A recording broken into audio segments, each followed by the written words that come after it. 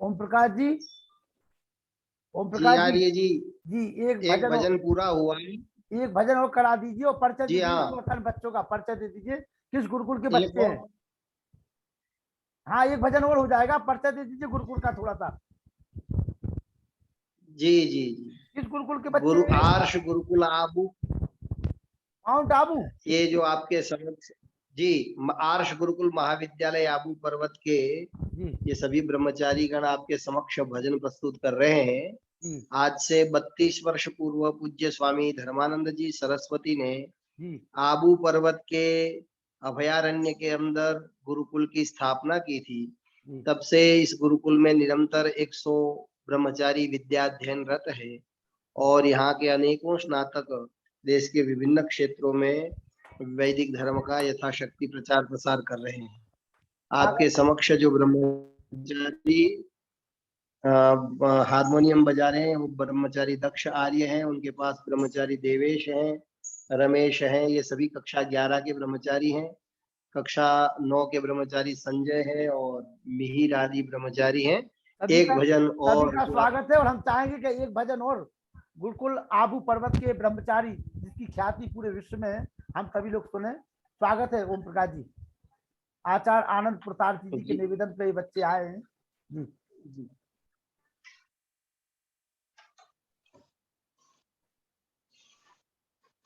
और हम सभी का सौभाग्य के महर्षि दयानंद द्वारा स्थापित आर्थ विद्या के गुरुकुल ये पुण्य आत्माएं उनको संचालित कर रही है। मैं नमन करता हूँ सभी श्रेष्ठ आचार्यों को, स्वामी धर्मानंद जी को, जिन्होंने ऐसे यशस्वी ब्रह्मचारियों को हम सभी के बीच में लाए।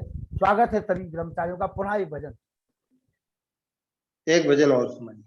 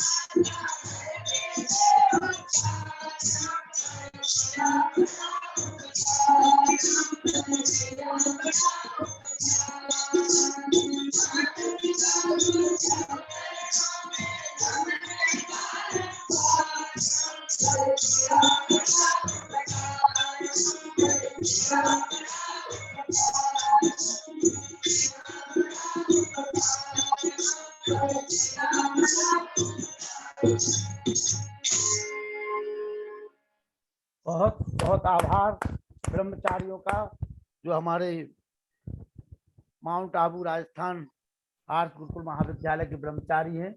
और इस आर्थ समाज महरौली की ओर से 1100 रुपये की धनराशि मैं इन बच्चों को देने की घोषणा करता हूं। और आचार्य ओम प्रकाश जी से निवेदन है कि अपना अकाउंट हमें भेज दें, ताकि इन बच्चों को मैं दूध पीने के लिए कुछ राशि उनको भेज सकूं। मैं निवेदन करूंगा हमारे सम्मानित आचार्य आनंद पुरुषार्थी जी से कि आज के हमारे अध्यक्ष महोदय सम्मानित सुरेश चल्लर जी, जो सेवानिवृत्त डायरेक्टर है हरियाणा विद्युत कंपनी पंचकुला, वो विराजमान है। उनका स्वागत वंदन अभिनंदन। हमारे बीच में आचार्य ओम प्रकाश आर जी, जिनके नेतृत्व में अभी ये बच्चे गुरुकुल माउंट आबू से अपना कार्यक्रम दे रहे थे, उनका भी बहुत बहुत स्वागत है। हमारे बीच में और भी तमाम विद्वान जो आमंत्रित हैं वो पहुंचने वाले हैं। मैं निवेदन करूंगा सम्मानित आचार्य आनंद प्रसाद जी, उमेश यादव जी भी आज हमें दिखाई दे रहे हैं, पहली बार जुड़े हैं, थोड़ा सा परिचय उनका हो जाए। तब तक आनंद प्रसाद जी हमारे बीच में। जी उमेश जी, परिचय दे दीजिए अपना। ये जो उमेश यादव जी हैं, ये इंग्लैंड से जुड़े हैं, ये मेरे मित्र हैं। ये कार्यक्रम के बाद थोड़ी देर इनका भी हल्का सा स्नेह अपने को प्राप्त होगा। ये इंग्लैंड के आर्य समाज के पुरोहित जी हैं, वहाँ के धर्माचार्य हैं। इनसे शाम को बात हुई, इसलिए इनका नाम उसमें नहीं आया है, लेकिन कोई बात नहीं। अब वो हमारे अतिथि हैं। मैं निवेदन मिलेगा कभी जी। मुनि पुरुषोत्तम वानप्रस्थी जी हमारे श्रद्धेय आचार्य आनंद प्रसाद जी को सादर आमंत्रित करें तुरंत। जी। ओम चन्नुमित्रा संवरणः तन्नो भवति अर्यमः, तन्न इंद्रो बृहस्पतिः तन्नो विष्णुरुक्मः। नमो ब्रह्मणे नमस्ते वायु त्वामेव प्रत्यक्षं ब्रह्मास्मि, त्वामेव प्रत्यक्षं ब्रह्म वदिष्यामि, तं वदिष्यामि, सत्यं वदिष्यामि। तन्मामवतु तद्वक्तारम्, अवतु माम् अवतु वक्तारम्। ओम शांति शांति शांति। ओम। आज का विषय हमारा मेरे कौन हो, इसके ऊपर हमारे सम्मानीय आचार्य आनंद प्रसाद जी, पहले भी उन्होंने बहुत अच्छे अपने वक्तव्य के द्वारा हम लोगों को सत्य से जुड़ा अवगत कराया। मैं देख रहा हूँ आज हमारे सामने सम्मानीय वेद प्रकाश शर्मा जी, उमेश यादव जी। बाद में ये आभार बाद में किया जाता है, बुला दीजिए, तुरंत बुला दीजिए। ठीक है, आभार नहीं कर रहा हूँ, प्रकट नहीं कर रहा हूँ। चलिए, मैं सम्मान के साथ में आचार्य स्वागत करता हूँ। आप आए और आज के विषय पर प्रकाश डालें हम लोगों के बीच में। सम्मानीय आचार्य आनंद प्रसाद। वेदाहमेतं पुरुषं महान्तं आदित्यवर्णं तमसा परस्तात् तमेव विदित्वातिमृत्युमेति नान्यः पन्था विद्यते अनाय। खा रहा हूँ गोते मैं भव सिंधु के मझधार में, आसरा है न दूसरा कोई प्रभु इस संसार में। मुझ में है जप तप न साधन और नहीं कुछ ज्ञान है, निर्लज्जता है एक बाकी और बस अभिमान है। पाप बोझे से लदी नैया भंवर में जा रही, नाथ दौड़ो अब बचाओ जल्दी डूबी जा रही। आप भी यदि छोड़ देंगे तो फिर कहाँ जाऊंगा मैं, संसार दुख सागर से कैसे पार कर पाऊंगा मैं। सब जगह मंजिल भटक कर ली शरण अब आपकी, पार करना या न करना दोनों मर्जी आपकी। तुझको जपना ही जीवन है, मरण तुझे बिसराने में, मेरी सारी शक्ति लगे प्रभु तुझसे लगन लगाने में। अंतर्यामी आप हो जीवन के आधार, जो तुम छोड़ो बाह तो कौन लगाए पार। इस कार्यक्रम के माननीय अध्यक्ष श्रीमान सुरेश छिल्लर जी इस कार्यक्रम में अपनी गरिमामयी उपस्थिति प्रदान करने वाले इंग्लैंड के हमारे धर्माचार्य बर्मिंघम के भ्राता डॉक्टर उमेश शास्त्री जी, बिहार से मेरे मित्र, अनेक दिनों से जब से मैंने उनको यहाँ निवेदन किया जुड़ने का, किसी भी विद्वान का प्रवचन हो वो अपना स्नेह प्रतिदिन करीब करीब प्रदान कर देते हैं, डॉक्टर व्यास नंदन शास्त्री जी, और मेरी माता श्रीमती लीलावती जगडाले जी जो महाराष्ट्र से हमेशा जुड़ती हैं और बड़ी श्रद्धालु हैं। इसके बाद इस कार्यक्रम में बड़ी पवित्र भाव से जुड़ रहे श्री योगाचार्य अमित जी, जो आप नागालैंड से इस कार्यक्रम में जुड़ते हैं, और त्रिपुरा से इस कार्यक्रम में जुड़े हुए श्री ओम प्रकाश जी, और एक और ओम प्रकाश जी जो बस्ती से हमारे बीच में यहाँ जुड़ गए हैं। इसके अतिरिक्त भी मैं जितने भी महानुभाव हैं सबको इस कार्यक्रम में अपनी उपस्थिति दर्ज करने के लिए साधुवाद देता हूं और अपने विषय की ओर लौटता हूं। मेरी सभी माताएं, पवित्र सज्जन और प्यारे बच्चों, तुम मेरे कौन हो? Who are you to me? हे परमेश्वर, तुम मेरे कौन? पवित्र सज्जनों, ये विषय एक छोटा सा बच्चा भी जानता है कि बिल्कुल कठिन नहीं। भगवान हमारा क्या है, हमारी अंतरात्मा इस बात को जानती, लेकिन विद्वानों ने 5 प्रकार के संबंध बताने का प्रयास किया है, जो मैं प्रयास करूंगा कि आज के इस पूरे सत्र में कुछ बातें उस संबंध में रखूं। प्रश्न इस बात का है कि जो भी बात आप परमात्मा के प्रति अपने संबंध को बोलते हैं, या आपको ऐसा लगता है कि मेरे प्रभु मेरे साथ ये संबंध स्थापित हमेशा करके रखते हैं, वो जो कुछ भी आप मानते हैं उसकी शुरुआत कहां से होनी चाहिए? बचपन से हम लोग छोटे से थे तब से हम प्रायः त्वमेव माता च पिता त्वमेव बंधुश्च सखा त्वमेव विद्या द्रविणं त्वमेव सर्वं मम देव। हम लोग ये बचपन से बोलते आ रहे हैं। और जो हमारे स्वामी श्रद्धानंद जी महाराज हैं, जब दिल्ली की मस्जिद से उनको ये आमंत्रण मिला कि आप यहां आकर जो जामा मस्जिद का मुख्य शिखर है वहां विराजमान होकर मुसलमान भाइयों को अपना उपदेश देंगे, तो उन्होंने एक मंत्र वहां बोला था, ये एक मंत्र पूरी दुनिया में शांति स्थापित कर सकता है। त्वम हीनः पिता वसु त्वम माता शतक क्रतु बभूविथ अधाते सुम नमी में। हे प्रभु, तुम मेरी माँ हो, तुम मेरे पिता हो, तुम शतक क्रतु हो, करोड़ों प्रकार के काम तुम करते हो, लाखों काम तुम करते हो, और मैं पूरी तरह तुम्हारे सामने समर्पित होना चाहता हूं। यहां से पता लगता है कि भगवान हमारी माँ भी है और भगवान हमारा पिता भी। ऋग्वेद के 10वें मंडल के 7वें अध्याय के 3रे मंत्र में यदि आप प्रविष्ट करेंगे अपने आप को, अपने विचारों को, उसका स्वाध्याय आप करेंगे तो अग्नि सखायम, ये भी बड़ी कमाल की बात इसमें कह दी गई है पवित्र सज्जनों, कि यदि आप परमात्मा को ईमानदारी से विचार करेंगे तो अग्निम मन्ये पितरम, ये दुनिया के लोगों, परमात्मा आपका पिता है, ये मत भूल जाना। अग्नि या परमात्मा को कहा गया है। मैंने एक दिन संभवतः आपसे और बोला हो कि संस्कृत में फ्लेक्सिबिलिटी बहुत ज्यादा है और वेद में तो और भी ज्यादा है। इसमें एक ही शब्द के अनेक प्रकार से अर्थ निकलते हैं।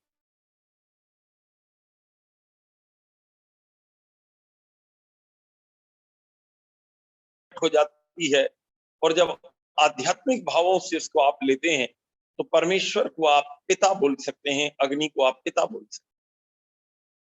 ये अग्नि परमेश्वर का वाचक है दुनिया के लोगों, और परमात्मा खुद अपने बच्चों को उपदेश दे रहा है, हम सबको सृष्टि के आदि में वो कह रहा है कि मेरे प्यारे बच्चों, हे मेरी संतानों, हे जीवात्माओं, मैं तुम्हें ये कह देना चाहता हूं कि मैं तुम्हारा पिता हूं, तुम मुझे अग्नि मानो। अब वो सीधे तो बोलेगा नहीं, हमारे मुंह से कहलवा रहा। वेद के मंत्रों को दोनों प्रकार से लिया गया है। जैसे बच्चे को हम सिखाते हैं कि जाओ अपनी माता जी को प्रणाम करो, तो वो आपको ही प्रणाम करता है, मेरी माताओं। अपने पिताजी को प्रणाम करो तो वो आपको ही प्रणाम करता है। कोई आकर देखे और कहे कि आप अपने बच्चे से खुद ही प्रणाम करवा रहे हो, बड़ा अहंकार हो गया। भैया, अहंकार नहीं हो गया, ये व्यवस्था है बच्चे को सिखाने के लिए।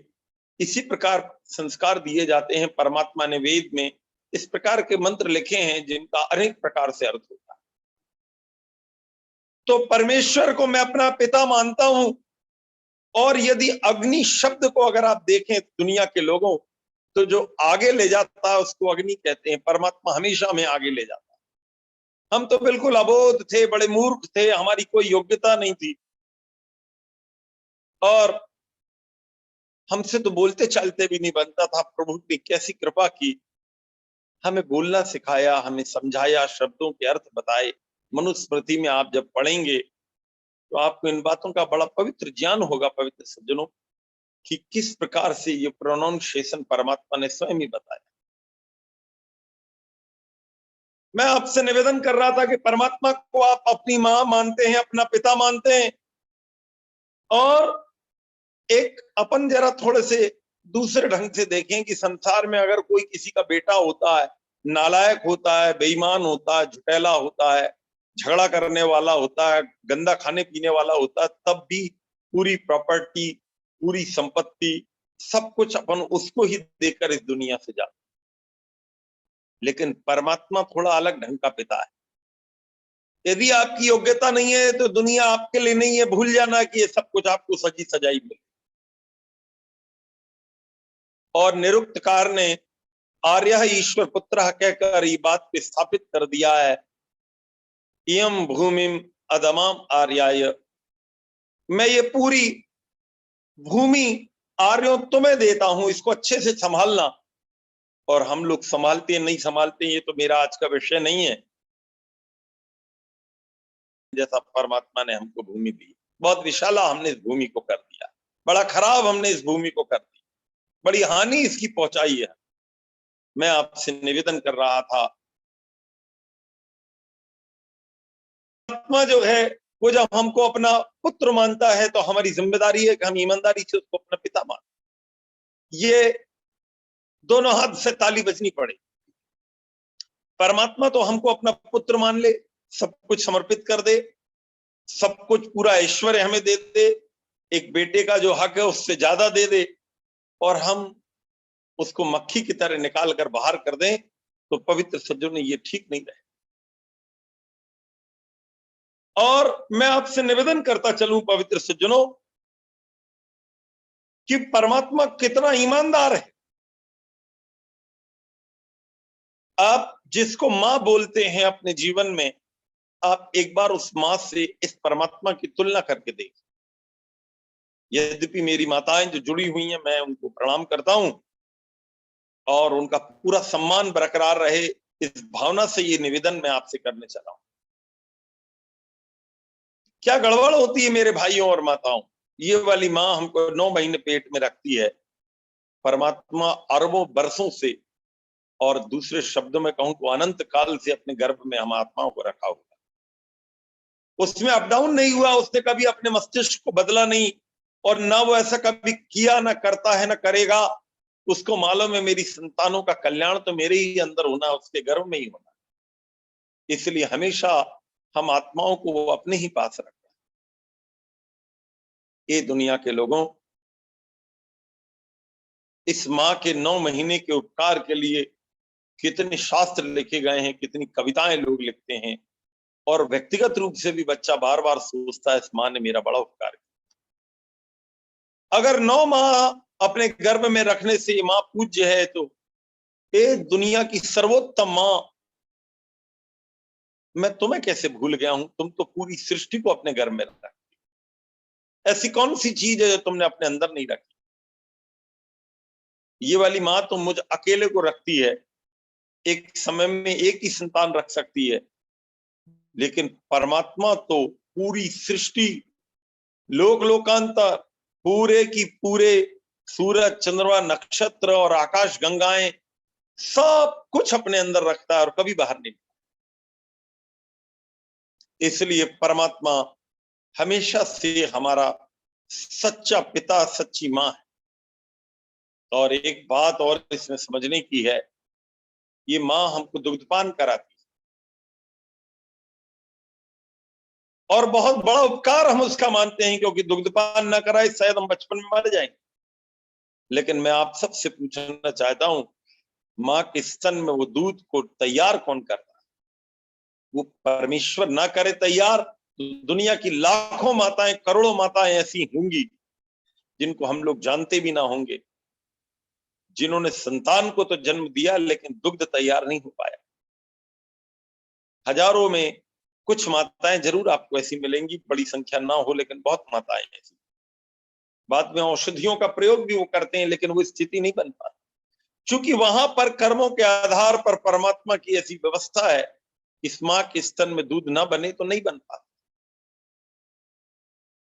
इस मां ने 9 महीने गर्भ में रखा तो मेरी मां बहुत महान है, इसने मुझे दूध पिलाया तो ये बहुत महान है, इसने मेरी गंदगी साफ की तो महती योग्यता इसकी मैं अपनी प्रति मानता हूं, मेरी गंदगी को साफ कर।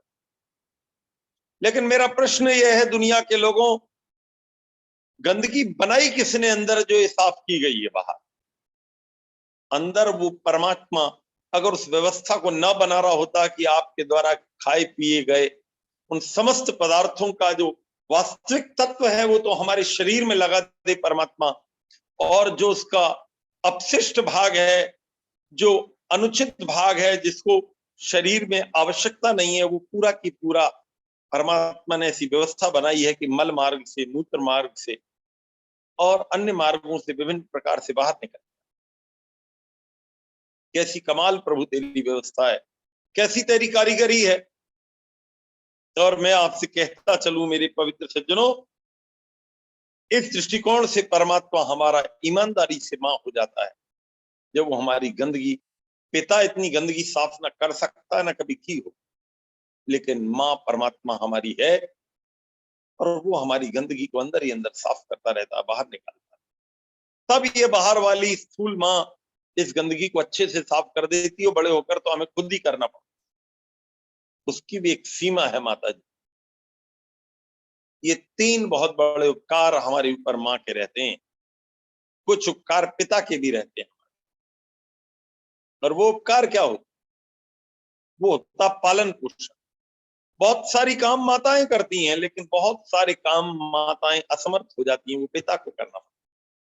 बाहर कमाई धमाई का जो काम है, व्यवस्थाओं का जो काम है, उचित पदार्थों को लाकर अपनी पत्नी को, अपने बच्चे को देना, ये माताएं नहीं कर सकती। कितना भी क्वालिफाइड हो जाए, कितनी भी व्यवस्था बन जाए, उनकी एक सीमा है। वो पिता के हाथ में वो वजूद दिया परमात्मा ने।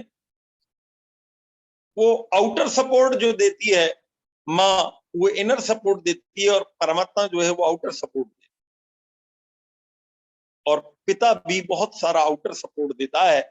यद्यपि एक दृष्टिकोण से माता पिता दोनों ही आउटर ही सपोर्ट दे पाते हैं, कहने की बात है, असली इनर सपोर्ट तो परमात्मा ही देता है। अंदर से जो आपकी व्यवस्थाएं चलती हैं वो केवल परमात्मा ही चला सकता है। माता पिता की सेवा कितनी भी कर लें आप, लेकिन परमात्मा की बराबरी आप माता पिता से कभी ना कर। मैं आपसे निवेदन कर रहा था पवित्र सज्जनों, पिता पालन पोषण करते हैं, हमारी स्कूल की व्यवस्था करते हैं, शिक्षा के लिए हमें भेजते हैं, लाते हैं, गाड़ी घोड़े की व्यवस्था करते हैं, अच्छे वस्त्र हमें लाकर देते हैं। ऐसा नहीं हो सकता पवित्र सज्जनों, हम कितना भी कर लें, अगर मां संपूर्ण पालन कर दे तब भी उसमें वो कमी रह जाती है। ऐसा देखने में आता है कि मां या पिता किसी एक का ना हो बचपन में, तो उसके पालन में थोड़ी सी दिक्कत आती है और कई बार बच्चे बिगड़ जाते हैं। इसलिए ये दोनों ही हमारे लिए बड़े से निवेदन कर रहा हूं पवित्र सज्जनों, हम परमात्मा को एक बार यहां रखकर तो देखें। माता और पिता दोनों की उस योग्यता को आप पराकाष्ठा तक देखेंगे तो आपको ऐसा लगेगा इनके पीछे परमेश्वर की बहुत बड़ी भूमिका। पालन पोषण में भी है, भरण पोषण में भी है, जन्म देने में भी है, व्यवस्थाओं में भी है। पवित्र सज्जनों, ये बहुत बड़ी भूमिका है। मैं आपसे थोड़ा और आगे ले चलूं आपको। परमात्मा को हम आचार्य मानते हैं, गुरु मानते हैं, और कैसी कमाल की बात है, दुनिया के लोगों, हमने परमात्मा को गुरु क्यों बोला, मैं आप सबसे पूछना चाहता हूं। विचार कर लें। हमारे मित्र आचार्य ओम प्रकाश जी जुड़े हुए हैं, हमारे और भी जो मित्र जुड़े हुए हैं, ये लोग अलग अलग स्कूलों में, कॉलेजेस में पढ़ाते हैं, प्रवक्ता का काम करते हैं, गुरुजी का काम करते हैं, शिक्षक का काम करते हैं। इनका महत्व कुछ मामलों में माता पिता से भी ज्यादा हो जाता है, जो बहुत गहरा विचार करते हैं।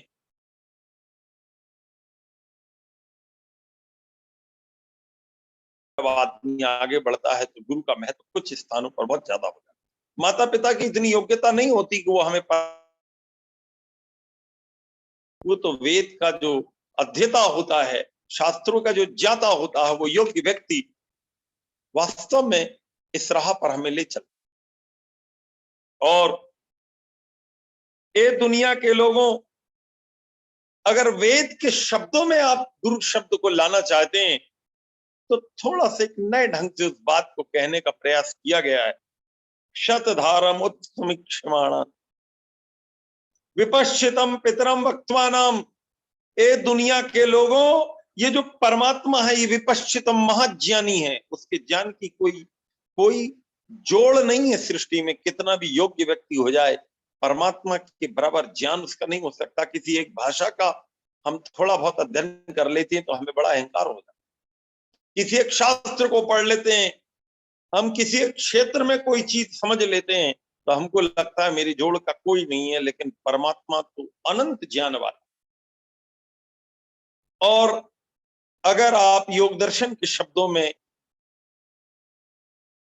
इसको समझना चाहें तो स एषा पूरे शाम अपनी गुरु काले नानक अनवच्छेदा। जो बात वेद का ये मंत्र कह रहा है, परमात्मा को वो उपदेशकों का, विचारकों का, आचार्यों का, गुरुओं का भी गुरु और पितर मान रहा है। ये वेद का मंत्र है। लेकिन थोड़े सरल शब्दों में कहें तो आचार्य पतंजलि इस बात को कहते हैं, काले अनवच्छेदात। ये गुरु आज है, कल नहीं रहेगा। कितना भी अच्छा गुरु हो, कितना भी बड़ा विद्वान हो, इस सृष्टि में पढ़ाता है, कुछ दिन रहता है, समझता है, उसके बाद इस दुनिया से चार लोग उठाकर उसको ले जाते। लेकिन परमात्मा ऐसा नहीं है मेरे पवित्र भाई और माता। परमात्मा तो हमेशा से ही गुरु रहता। और सृष्टि के आदि में जो 4 ऋषि हैं उनकी आत्मा में परमात्मा ज्ञान दे।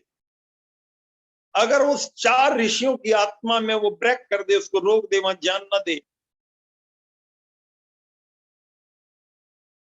और सृष्टि की किसी भी वस्तु के बारे में हम कभी भी नहीं जान पाएंगे। ऐसा एक्सपेरिमेंट किया लोगों ने, ऐसे प्रयोग किए कि मान लीजिए कि कोई बच्चा किसी बोलने वाले के संपर्क में ना आए और लंबे काल तक ना आए तो उसकी क्या स्थिति बने।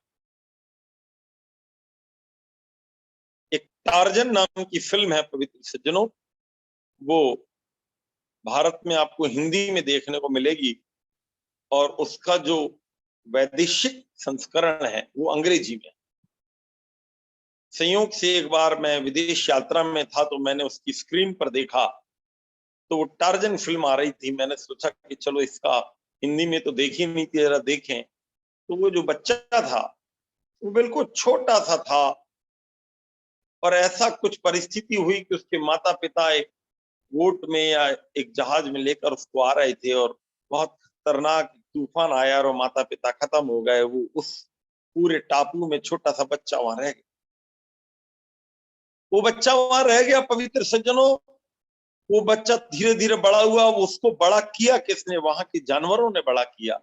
वन मनुष्य जो है और विभिन्न प्रकार के, तो हाथियों से बात करता था, वो शेरों से बात करता था, सभी पशु पक्षियों की बोलियां जानने लगा था। ऐसा बताते हैं कि ऐसे प्रयोग और भी किए गए, कुछ लोगों ने प्रत्यक्ष किया, लेकिन वो बच्चे वैसे मैच्योर नहीं हो पाए, जीवन भर फिर वो वैसे बोल नहीं पाए। बड़े होने के बाद उनको बुलवाने का प्रयास किया गया तो न ये वो खाना खाते बने उनसे। हम लोग जो भोजन करते हैं सामान्य रोटी सब्जी दाल चावल का, वो खाना भी उसको अच्छा न लगे। कुछ बच्चे ऐसे पकड़ में आए और बाद में वो 1 आध साल में ही खत्म हो गए, उनसे जीते नहीं बना मनुष्यों के बीच। इसका कारण क्या है? बचपन से, बहुत छोटी अवस्था से जब वो गुरु का काम माँ करे या पिता करे या कोई आचार्य करे या परमात्मा करे सृष्टि के आदि में, वो एक टाइम होता है, उसकी व्यवस्था है। ऐसा नहीं है कि आप 40 साल तक किसी को अनपढ़ रहने दो और फिर उसको बोलना सिखाओ तो पवित्र सज्जनों वो बचपन का जो संस्कार है उसके हाथ से निकल जाएगा, फिर वो स्थिति नहीं बनती। वो जो एक अवस्था है, उस अवस्था में ज्ञान भी दिया जाता है, उस प्रकार का भोजन भी दिया जाता है, वैसा पालन पोषण भी किया जाता है। बाद में वो स्थिति नहीं बन पाती पवित्र सज्जनों, नहीं बन पाती। मैं आपसे निवेदन कर रहा था, आप कितना ही कर लें लेकिन इस बात को अच्छे से समझ लें। आपने सुना होगा पूर्णस्य पूर्णमादाय पूर्णमेव अवशिष्यते। परमात्मा बहुत ज्ञान दे देता, लेकिन उस ज्ञान को देने के बाद उसका ज्ञान कम नहीं होता। वैसे तो ज्ञान देने वाले का कभी कम होता ही नहीं है, लेकिन पूर्ण में से पूर्ण को लेकर भी जो बचता है वो पूर्ण है, उसका नाम परमात्मा है। हम एक स्थिति के बाद अपनी स्मृति को खो देते हैं, हमारी योग्यता कम हो जाती है, हम भूलने लगते हैं। हमारी योग्यता में बहुत फर्क आ जाता है। जो वृद्ध लोग इसमें जुड़े हैं वो इस बात को समझते होंगे। हमारी वो स्थिति नहीं रह पाती पवित्र से। इसलिए परमात्मा को अपनी मां भी मानना, परमात्मा को अपना पिता भी मानना और परमात्मा को अपना गुरु भी मानना। मैं आपसे निवेदन कर रहा था, परमात्मा हमारा स्वामी है और हम उसके सेवक हैं। ये भी एक बड़ा पवित्र संबंध। आप जहां कहीं भी नौकरी करते होंगे, जहां कहीं भी किसी के यहाँ काम आपने किया होगा, या आप इतना तो जानते ही होंगे, किसी दुकान में अपन सामान लेने जाते हैं, किसी मॉल में जाते हैं, किसी किराने की दुकान में जाते हैं, किसी फर्नीचर की दुकान में जाते हैं, तो जो मुख्य व्यक्ति है वो कुर्सी पर बैठता है और आपको जो दिखाने वाला वहां सेवक होता है, उसकी एक सीमा होती है, वो हर चीज अपने मालिक के अनुकूल करता है। वेद का मंत्र कहता है कि इस पूरी दुनिया में जितने भी हैं पदार्थ भी हैं, चाहे जड़ हो या चेतन हो, सबका मालिक परमात्मा। एक बार शास्त्रार्थ हो रहा था और इस बात पर मुसलमान भाई अड़ गए कि ऐसा कैसे हो सकता है कि पूरी दुनिया को आप इस प्रकार मान लें। तो हमारे आर्य समाजी जो महानुभाव हैं उन्होंने एक बड़ा अच्छा उदाहरण दिया। वो कहने लगे कि परमात्मा ने यदि दुनिया बनाई है तो आप भगवान को आपके उसका कैसा स्वामी कह सकते हैं। तो उन्होंने उदाहरण दिया कि अच्छा एक बात बताइए, आपकी पत्नी को आपने बनाया है। तो मुसलमान सज्जन जो है उनको कहना पड़ा कि नहीं, मेरी पत्नी को तो उसके माता पिता के घर से लाया गया। केवल माता पिता के घर से लाया है तो आप अपने उसके शौहर अपने आप को कहते हैं, मालिक कहते हैं, उसका स्वामी कहते हैं, ऐसा कैसे कहते हैं। इससे सिद्ध हुआ कि कई बार ऐसी बहुत सारी चीजें होती हैं जिनको बनाने वाला कोई और होता है लेकिन मालिकाना हक किसी और का हो। इतने बड़े राजमहल बनते हैं, बनाने वाले तो मजदूर होते हैं लेकिन उसका मालिकाना हक तो उस राजा का होता है जो उसको बनवाता है। ये पूरी सृष्टि में हमने कितने पदार्थ अपने हाथ से बनाते हैं, टेबल बनाते हैं, कुर्सी बनाते हैं, सब्जी बनाते हैं, बिल्डिंग बनाते हैं, कपड़े बनाते हैं, कपड़े पहनते हैं, उनको सिलवाते हैं, अच्छी अच्छी पुस्तकें हम लोग पब्लिश करवाते हैं। ये सब हम लोग बनाते हैं, भगवान नहीं बनाता। भगवान ने तो मूल प्रकृति से इस विकृति को एक बार बना दिया, उसके बाद कितनी चीजें हम लोग बनाते हैं, लेकिन मूल मालिक इसका परमात्मा ही रहता है। पवित्र सत्य, वो जो स्वामित्व का भाव है वो परमात्मा का रहेगा। और इससे बड़ा लाभ है, मैं आपको सत्य कहता हूं, यदि ये जितनी चीजें आप ना बनाएं या बनाएं, इनका व्यक्तिगत रूप से अपने आप को पूरा मालिक मान लें तो आपको बहुत तकलीफ हो जाएगी, आपका जीना मुहाल हो जाएगा, आप जी नहीं पाएंगे। अल्टीमेटली आप ये जानते हैं कि कितना भी हो जाए, मैं कितना ही मालिक बन जाऊं, लेकिन असली मालिक तो कोई और है। और जब जाते हैं तो आप छोड़कर जाना भी तो पड़ता है। आपके माता पिता छोड़कर गए, आपके बड़े बड़े राजा इस देश के छोड़कर गए। पवित्र सज्जनों, हम जिन चीजों का निर्माण नहीं भी करते हैं या करते भी हैं, दोनों परिस्थिति में कोई और इसका असली मालिक होता है। हिरण्यगर्भ समवर्तताग्रे भूतस्य जातः पतिरेक आसी सदाधार पृथ्वीन्द्यामुते मां कस्मै देवाय हविषा विधि। ये जो पतिरेक आसीत लिखा है, ये पति का मतलब यह स्वामी है। पवित्र, ये पूरे लोक लोकांतरों का मालिक भगवान है, आप नहीं है। आपके बाल बच्चों का मालिक भगवान है, आप नहीं है। आपका एक कर्तव्य था, आप उनको तैयार कर दें, बड़ा कर दें, समझा दें, पढ़ा लिखा कर उनको मैच्योर कर दें, व्यवस्थित कर दें। लेकिन आप सोचें कि मैं इन सब के ऊपर अपना व्यक्तिगत अधिकार बना के रहूंगा, तो आप नहीं चल पाएंगे। और गलती यही हो जाती है मेरे पवित्र माताओं और भाइयों। गीता में एक बड़ा अच्छा प्रकरण आया है भगवान की उपासना से संबंधित। 4 प्रकार के लोग भगवान की पूजा, उपासना, ध्यान, चिंतन करते हैं। वो गड़बड़ कहाँ होती है, ये बस पकड़ने वाली बात है। चतुर्विधा भजन्ते माम जना सुकृतो अर्जुना। और 4 चीजें गिन लीजिए दुनिया के लोगों। आर्तो जिज्ञासुर अर्थार्थी ज्ञानी च वरतर्षि। नंबर 1 आर्त। ये आरती शब्द आप लोग बार बार बोलते होंगे, खास तौर से पौराणिक भाई हमारे आरती बहुत करते हैं। बचपन से मेरा जहाँ जन्म हुआ वो पौराणिक लोग थे, तो हमारे यहाँ बचपन में रोज प्रतिदिन आरती होती, ओम जय जगदीश हरे वगैरह करते थे। दादा दादी माता पिता सब लोग करते, हम भी छोटे बच्चे वहां खड़े हो जाते, दिया लगाना कहते थे आरती करना। लेकिन जो असली आरती है वो केवल आर्य समाजी वैदिक धर्मी समझ पाते हैं कि जब आप बहुत परेशान हो जाएं किसी दुख से और आपके पास विकल्प समाप्त हो जाए, कोई आपके साथ न देने वाला हो, तब अकेले में बैठकर रो रो कर जो आप परमेश्वर से प्रार्थना करते हैं, जो अपनी पीड़ा व्यक्त करते हैं दुनिया के लोगों, वो आरती है। गीताकार यहाँ पर ये कहना चाहते हैं योगेश्वर कृष्ण, भगवान को मानने वाले पहले वो लोग हैं जो बहुत दुख से आक्रांत हो। दूसरे वो लोग हैं जो जिज्ञासु हैं, जो जिनके अंदर क्यूरियोसिटी है कि जरा देखें भगवान से क्या मिलता। प्रायः पवित्र सज्जनों, ये दुनिया परीक्षा बहुत करती है। बेटा पिता की परीक्षा ले रहा है और पिता बेटे की परीक्षा ले रहा है। गुरुजी अपने शिष्यों की परीक्षा लेते हैं और ये दुनिया इतनी विचित्र है, शिष्य भी गुरुओं की परीक्षा ले लेते। पत्नी परीक्षा लेती है अपने पतिदेव की, पतिदेव भी अपनी पत्नी की परीक्षा ले लेते हैं। लेकिन मैं आपको सत्य कहता हूं, ये संसार इतना विचित्र है कि भगवान की भी परीक्षा ले लेना चाहता। कई बार बड़ा अकेले में आप सोचेंगे तो आपको लगेगा ये कैसी विचित्र बात।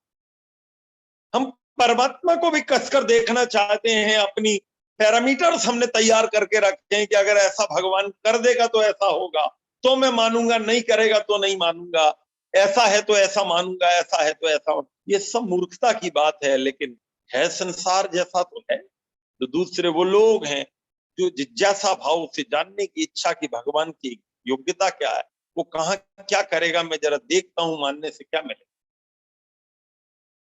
तीसरे वो लोग हैं अर्थार्थी, जो कोई ना कोई अपने अंदर धन मान संपत्ति, सोना चांदी हीरे जवाहरात, पद प्रतिष्ठा, नौकरी व्यापार, बाल बच्चे, पत्नी पति, पता नहीं क्या क्या कामनाएं मनुष्य करता रहता है।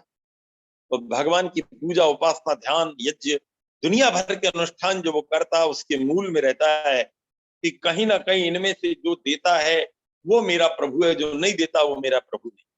जिज्ञासु में और अर्थार्थी में थोड़ा सा अंतर, वो जानने की इच्छा से चलता है, अलग अलग बातों को जानना चाहता, और ये अर्थार्थी जो है ये पाने की इच्छा से चलता।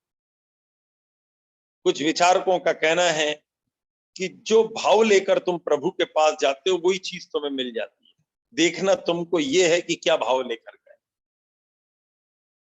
तो ज्ञानी चा भरतर शभा, गीता में 7वें अध्याय के 16वें श्लोक में ये बड़ी कमाल की बात लिखी है कि अर्जुन चौथा व्यक्ति वो ज्ञानी होता है। तो पूछा गया कि भगवान ये तो बताइए इन चारों में सबसे अच्छी योग्यता किसकी है, कौन सा व्यक्ति अच्छा माना जाए। तेषाम ज्ञानी नित्य युक्त एक भक्ति विशिष्ट,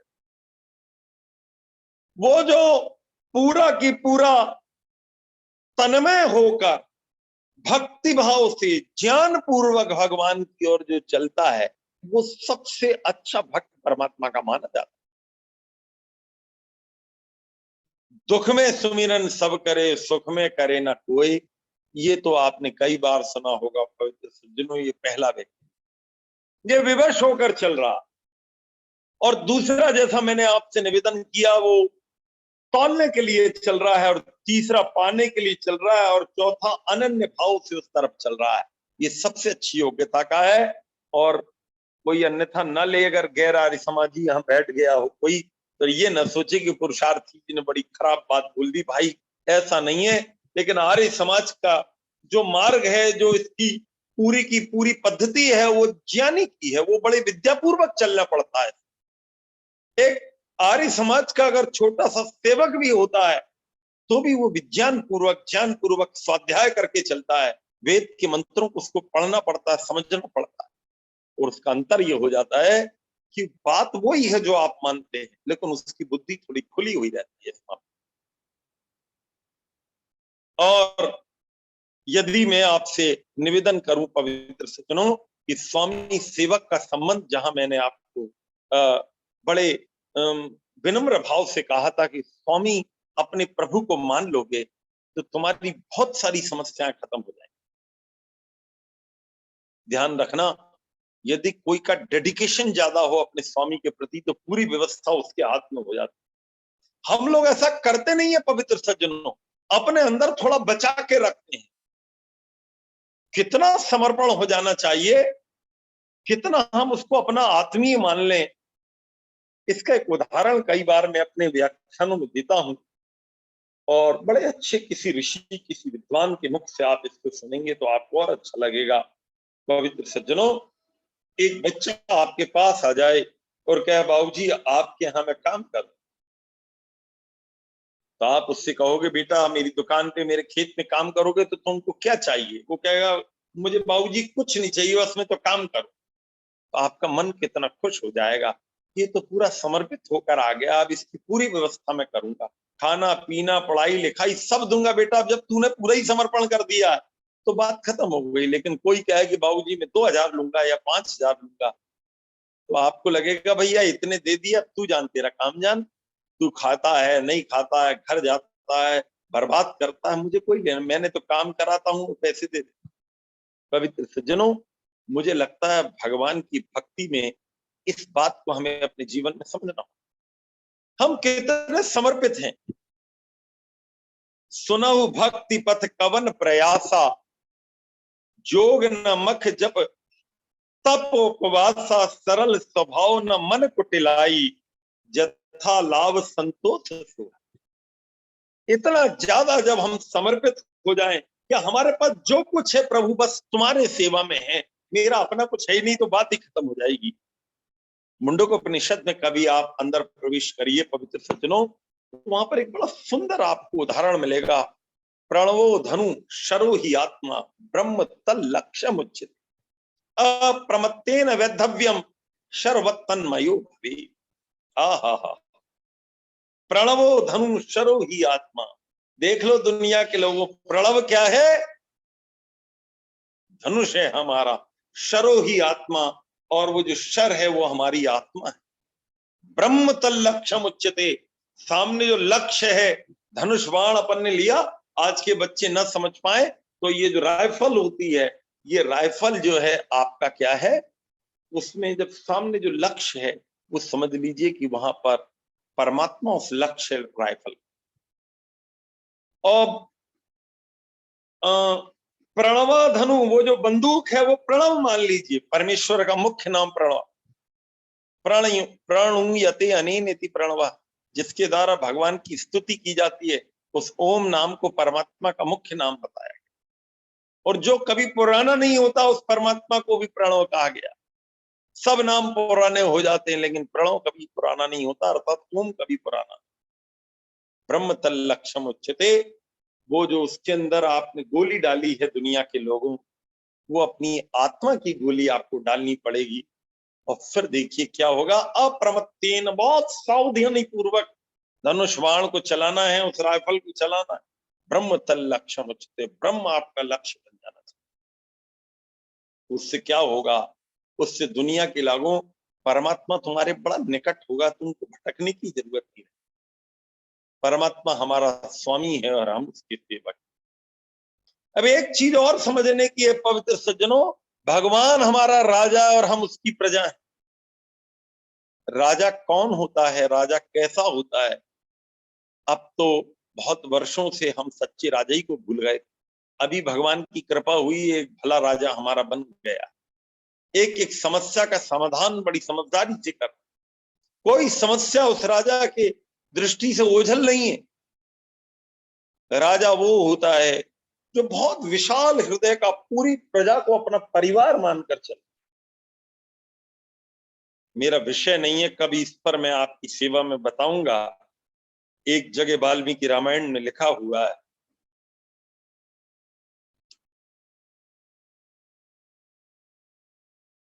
जब मर्यादा पुरुषोत्तम राम को वनवास हो गया, वो भरत जी उनसे मिलने गए। वहां पर उन्होंने पूछा, हे भरत, तुम अपनी प्रजा का ठीक प्रकार पालन कर रहे हो कि नहीं कर रहे? बहुत अच्छे से उन्होंने पूरी बात वहां पर पूछी है। जब राम लौट कर आए तब भी उन्होंने पूरी बातें उनसे पूछी। पवित्र सज्जनों, जब राजा बनना बड़ा सरल है, लेकिन राजा की जिम्मेदारी को निभाना बड़ा कठिन। यह प्राण तो निमिषतो महित्वैके राजा जगतो बभूव। अपनी महिमा से भगवान राजा बनता है, उसको कोई बनाने वाला नहीं। ये दुनिया के राजा तो बनते हैं, कुछ दिन बाद उतर जाते हैं, 4-6 साल बाद, कोई 10 साल चल जाता है, कोई 15 साल, लेकिन उतरना सबको पड़ता है। लेकिन स्वयंभू शब्द का प्रयोग वेद के मंत्र में आया है। भगवान को राजा कोई बनाता नहीं, वो राजा हमेशा से था, है, उदय।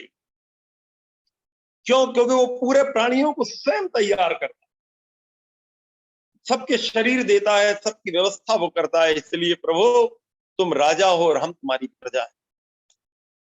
इसमें एक जरा सा आनंद लेना चाहें आप शब्द का, तो प्रजा, अगर आप अपने आप को प्रजा कहते हैं तो प्रजा का अर्थ क्या है?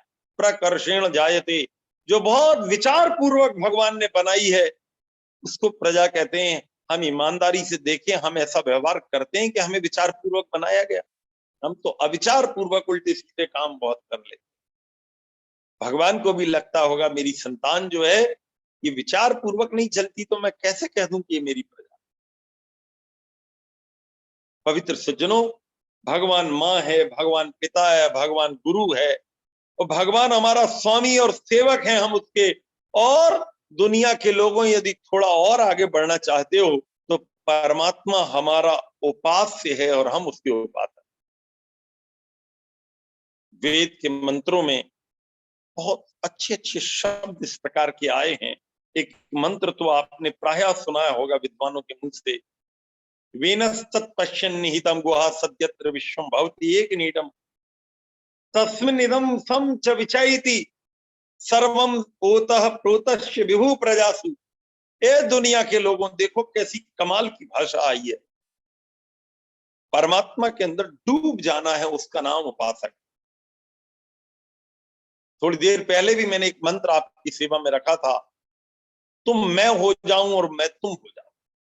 यद्यपि वैदिक सिद्धांत से ये बात उतनी कम अच्छी लगेगी जो शुद्ध आर्य समाजी हैं, कि इसमें एक्सचेंज नहीं होता कि मैं आत्मा, जैसे कुछ संप्रदाय के लोग ऐसा मानते हैं कि परमात्मा जो है, आत्मा ही परमात्मा बन जाती है और परमात्मा ही आत्मा बन जाती है। वैदिक संस्कृति इस पे ऐसा नहीं मानती है। आत्मा का अस्तित्व अलग रहता है, परमात्मा का अलग रहता है। जैसे लोहे का गोला आग में गिर जाए तो वो आग से अलग रहता है, आग के गुण तो उसको मिल जाते हैं लेकिन उसका अस्तित्व अलग है। The existence of soul is different, बिल्कुल अलग रहे, तो सेपरेट है। अगर कोई इसको मिक्स कर देता है, इसका मतलब है कि उसने वैदिक सिद्धांत को समझा नहीं, और इसी का नाम त्रैतवाद।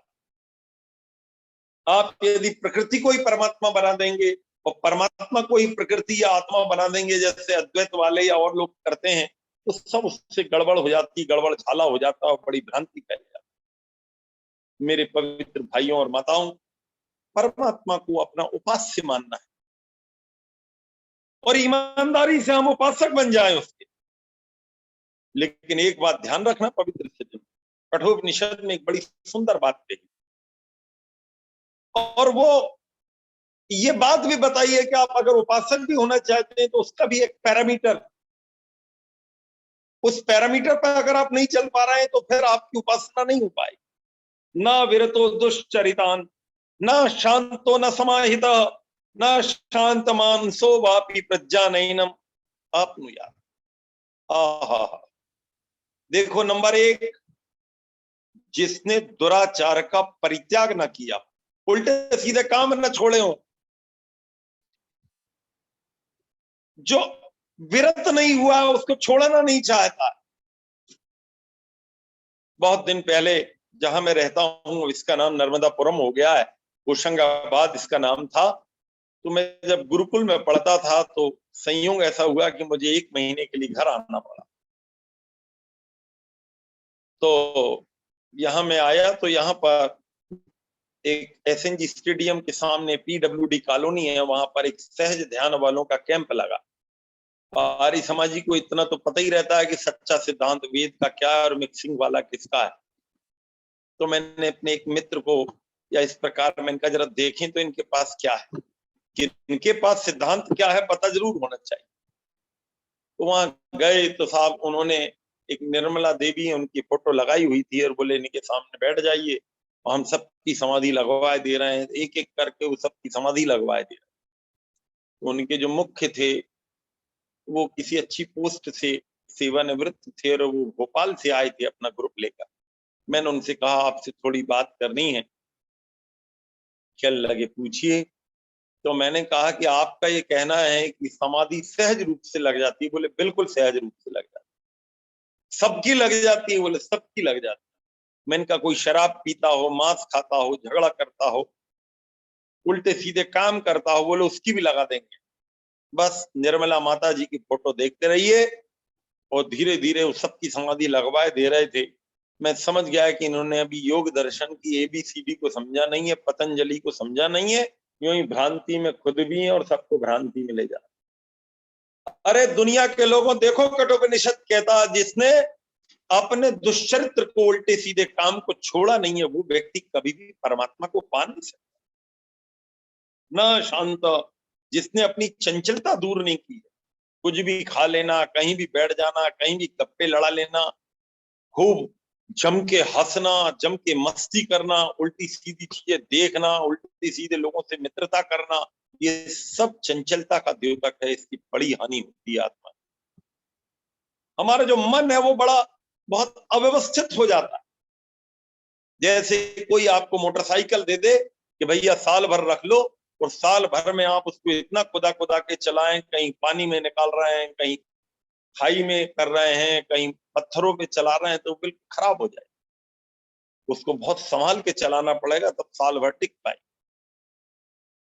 न शांत मानसो, जो अशांत व्यक्ति है, अशांत मन वाला व्यक्ति है, जो सावधानी से नहीं चलता, प्रज्ञा नैनम आत्मयाद, वो व्यक्ति भगवान को नहीं पा सकता। इसलिए मैं आपसे निवेदन कर रहा था मेरे भाइयों और माताओं कि यदि आप ईश्वर की ओर चलना चाहें तो पूरी ईमानदारी से इस बात को समझ लें कि भगवान के साथ हमारे संबंध कितने हैं।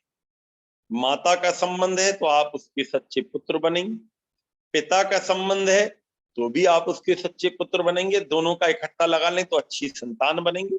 संतान का अर्थ ही होता है जो उस विचारधारा का विस्तार करती हो, उनके संस्कारों का विस्तार करती हो, उनकी विरासत का विस्तार करती हो, उनके आए हुए पूरे की पूरी परंपरा का विस्तार करती हो, उसी को संतान कहते। इसलिए तो गर्व होता है हमको कि हम सब आ रहे हैं और हमें परमात्मा ने वेद की पावन थाती दी है, हमें इसको आगे तक बढ़ाना है। यदि हम इसको बढ़ा नहीं पाएंगे तो पवित्र सज्जनों, हम कैसे कहेंगे कि हम परमेश्वर के पुत्र। जाके देखो मुसलमानों को, पूरी दुनिया के 56 देशों में अपनी कुरान को बढ़ाने के लिए कितना प्रयास कर रहे हैं। उनके पास तो सच्चा धर्म भी नहीं है, सच्चा धर्म तो वेद का है। ईसाइयों को जाकर देखो, सारी दुनिया के कितने देशों में उन्होंने गली गली में जाकर प्रचार किया। उनके पास तो सच्चा धर्म भी नहीं है, वेद उनको पता ही नहीं क्या होता। लेकिन पवित्र सज्जनों कैसा फैला रहे हैं, एक एक को जाकर इनसे कहीं ना कहीं हमें समझना होगा। जिनके विचारधारा गलत, जिनके पास सच्चे सिद्धांत नहीं, मार काट की विचारधारा है, वो अपने आप को फैलाने के लिए कितना प्रयास करते। अरे दुनिया के आर्यों, हे भारतवासियों, तुम्हारे पास तो सच्चे वेद की वो विचारधारा है जो तुम्हारे सच्चे पिता ने दी है। बीच में कोई मिक्सिंग देने करने वाला नहीं, उनके में तो बहुत सारे मैसेंजर बीच में डाल के रखे हैं। यही तो गर्व से कहता आर्य समाज कि हमारे पूरे की पूरे वैदिक धर्म में से महर्षि दयानंद को निकाल दो, आर्य समाज की कोई हानि नहीं होगी, वेद की कोई हानि नहीं होगी। लेकिन आप इस्लाम में से अगर मोहम्मद को निकाल देंगे तो इस्लाम फट से नीचे आ जाए, ईसा मसीह को निकाल देंगे तो क्रिश्चियनिटी नीचे आ जाएगी। लेकिन ऋषि दयानंद को निकाल दीजिए, ऋषि दयानंद ने तो पहले ही बोल के रखा है कि परमात्मा की सीधी विचारधारा, भैया मैंने तो ये केवल तुम तक पहुंचाने का काम किया, मेरी नहीं है विचारधारा, तो परमात्मा की। हजारों महापुरुष हुए हैं, इन सबको भी निकाल दोगे, शुद्ध वेद यदि आपके पास है तो परमात्मा की वो गुरु की वाणी है, वेद की वाणी है, वो इतना महान साहित्य है, वो हमारे पास है, तो बस उसको पकड़ लिया तो समझ लो प्रभु को पकड़ लिया। मैं आपसे निवेदन करता चलूं, भीतर झांक के उसको देखो तो उसका अनुभव होगा। तो जिसकी सृष्टि इतनी प्यारी, वो कितना प्यारा होगा। आंख मूझ कर उसको देखो तो उसका दर्शन होगा। और जिसकी रचना इतनी सुंदर, वो कितना सुंदर हो। अकेले में बैठकर जब उसका ध्यान करेंगे पवित्र सज्जनों, तो वो माँ का भी आनंद देगा, पिता का भी आनंद देगा, राजा का भी आनंद देगा, साध्य का भी आनंद देगा और उपास्य का भी आनंद देगा। ऐसी कोई चीज नहीं है जिसको आप कह दोगे कि प्रभु ये चीज तुमने नहीं दी। एक छोटी सी बात बोलकर मैं पीछे हट जाऊंगा। आज बहुत सारे मेरे मित्र जुड़े हुए हैं, थोड़ा मुझे उन सब का स्नेह आशीर्वाद आप सबको दिलवाना है। पवित्र सज्जनों, देखो ऐसा कहते हैं कि एक जो है बच्चा था, उसकी माँ विधवा थी, तो वो बार बार बोलता था, माँ मेरे पिताजी कहाँ हैं? तो वो कहते थे, बेटा वो अभी जो है आएंगे, देखो वो पैसे भेज देते हैं, पैसे भेज देते हैं। माता जी थोड़ा बहुत काम करती थी, काम चला के धीरे धीरे पढ़ा, लेकिन एक बार वो जिद पड़ गया, कह ले माँ मेरे पिताजी से ये बुलवा कर दो, ये बुलवा कर दो। तो उनने कहा क्या चाहिए तुझे, बोल। तो उसने एक कागज में लिखा, पिताजी मुझे अच्छे कपड़े ला कर दो, पिताजी मुझे किताब ला कर दो, पिताजी अमुक स्कूल बहुत अच्छा है उसमें मेरा एडमिशन करवा दो, पिताजी पिताजी मेरा ये जो मकान है ना उसमें बहुत सीढ़न आ जाती है, मेरा एक कमरा ऐसा बनवा दो पिताजी जिसमें मैं पढ़ूं तो अच्छा उजाला आए, सीढ़न ना आए। अब वो बच्चा तो बच्चा है, उसने पूरा लिख दिया और कहा देखो माँ मैंने पिताजी को लिख दिया। अब माँ क्या बोली, उसके पिता तो थे ही नहीं दुनिया में। तो उसने कहा कि बेटा तेरे पिता को तूने लिख दिया है, सच्चा पिता तो परमात्मा। तो उसने कहा रे तो फिर तो मैं परमात्मा को लिखूंगा। उसने एक और लेटर लिखा और वो परमात्मा को लिखा पूरा लेटर। तो बड़े भाव से लिखा, बोले माँ मैंने लिख दिया। माँ सोची बच्चा है, बोले अच्छा बेटा लिख दिया, ला पहुंचवा देंगे। लेकिन उसको शांति नहीं मिली। माँ सो गई तो उसने एक लिफाफा निकाला, और लिफाफे में उस जमाने में बड़ा सस्ता लिफाफा आता था, शायद 20 पैसे का, 5 पैसे का, 25 पैसे का आता था। उसने उसमें लिखा परमात्मा बैकुंठ धाम, मेरे परम पूज्य परमात्मा, और प्रेषक अपना नाम लिख दिया और ले जाकर, और वो पोस्ट ऑफिस का डब्बा जो होता था छोटा सा, उसमें पोस्ट ऑफिस गया। वो छोटा सा बच्चा, माता जी सो रही, उनको नहीं मालूम मेरा बच्चा क्या गड़बड़ कर रहा, उनको तो कल्पना भी नहीं। वहां गया तो उसने डालने का प्रयास किया, वो डब्बा तो ऊंचा, बच्चा छोटा, तो उसने जैसे ही डालने का प्रयास किया तो बार बार थोड़ा सा नीचे रह जाए। तो बड़ा परेशान हो गया और ऐसा करके बैठ गया, अपने सिर पे हाथ रख के। तो एक थोड़े से पैसे वाले और संपन्न सेठ जी निकल रहे थे। बोले बेटा क्या बात है, क्यों परेशान हो? कहने लगे बाबूजी ये पत्र मुझे डालना, मैं तो डाल ही नहीं पा रहा हूँ। बोले कौन सी बड़ी बात है बेटा, कहाँ डाला है पत्र, तुम तो बहुत छोटे हो।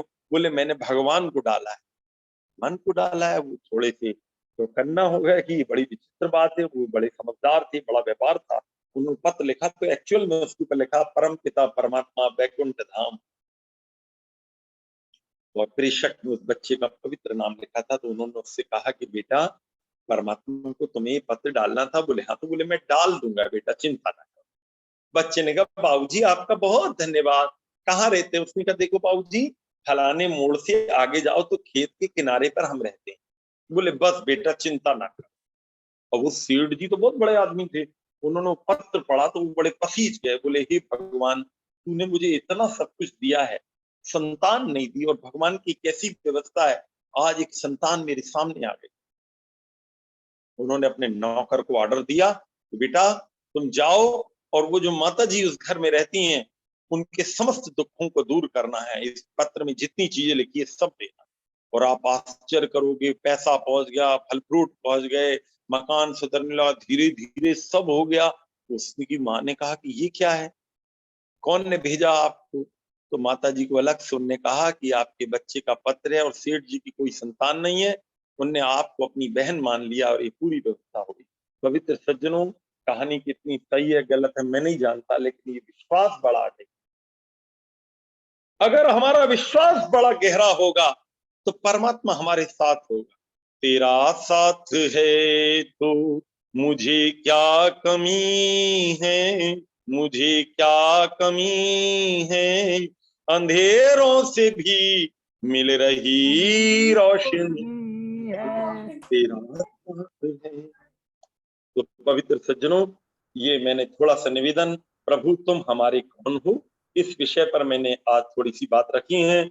मेरे बहुत अच्छे मित्र इन पूरे कार्यक्रम में जुड़े हैं।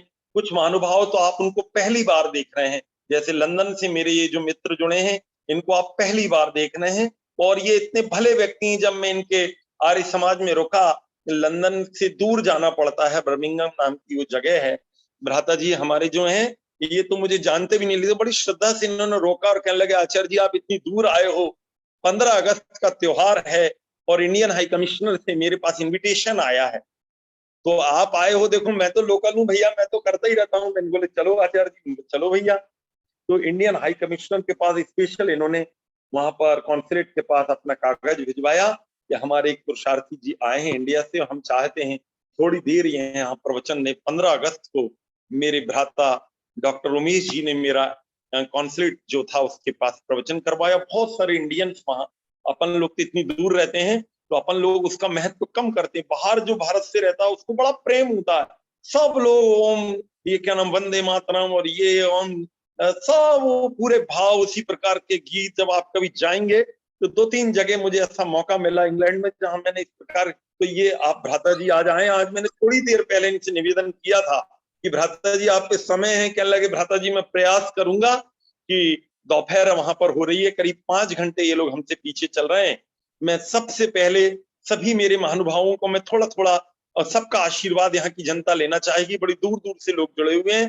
तो मैं भ्राता डॉक्टर उमेश शास्त्री जी जो हमारे हिसार के जो संस्था है ब्रह्म महाविद्यालय, आप उसके प्राचार्य थे और बाद में भगवान की कृपा हुई और वहां के एक डॉक्टर इंडिया आए थे, इन्होंने इनको देखा कि इतने योग्य हैं तो इनसे कहा कि आप मेरे साथ इंग्लैंड चलिए और मेरे आर्य समाज को संभाल लीजिए। तो धीरे से आप अपनी धर्मपत्नी को भी ले गए, अपनी मुनिया को भी ले गए, बच्चे को भी ले गए, सब वहां पर अब सेट हो गए।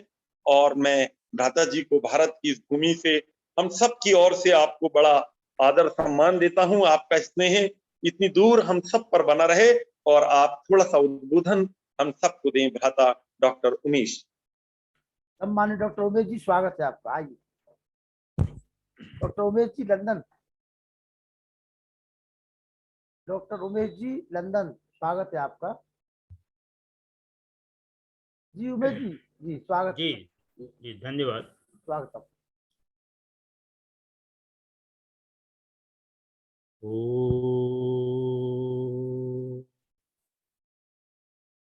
त्वं हिनः पिता वसो त्वं माता शतक्रतो बभूविथ तथा ते सुम्नमीमहे हिरण्यगर्भः समवर्तताग्रे भूतस्य जातः पतिरेक आसीत् स दाधार पृथिवीं द्यामुते मां कस्मै देवाय हविषा विधेम कस्मै देवाय हविषा विधेम। ओम ओम ओम। आज बहुत ही हर्ष की अनुभूति हुई। माननीय आचार्य आनंद पुरुषार्थी जी का बहुत सधा हुआ प्रवचन सिद्धांतों के आधार पर वेद मंत्रों के गर्भ में जाकर के सब भावों को खोलते हुए सुनने का मौका मिला। आप एक अच्छे सधे हुए प्रचारक हैं और आर्य समाज के हिसाब से सभी सिद्धांतों के लिए क्लियर कंसेप्टेड हैं, जिससे सबका श्रोताओं का ज्ञानवर्धन होता है, लाभ होता है। आपके अभी प्रवचन सुनकर मन बड़ा प्रसन्न हुआ, तो ये कहने का मैं आतुर हो गया। ये 4 पंक्तियां मैंने अभी आपके सुनते सुनते ही आपके लिए कहना चाहूँगा। आनंद पुरुषार्थी वेद मार्गों के उत्तम रथी, श्रोताओं को मग्न करे सबको प्रेम देने का मनोरथी,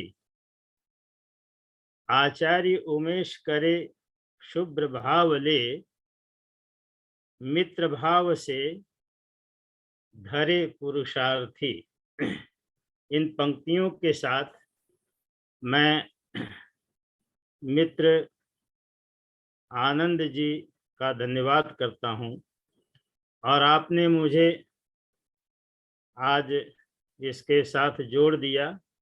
तो यद्यपि मुझे अभी थोड़ी देर में निकलना है और निकलने ही वाला हूं, लेकिन मैंने सोचा कि आज मैं आपका ध्यान से सारा कुछ सुनूं, तो 2-3 मिनटों में कभी मुझे मौका दीजिएगा तो हम आपके साथ फिर जुड़ेंगे।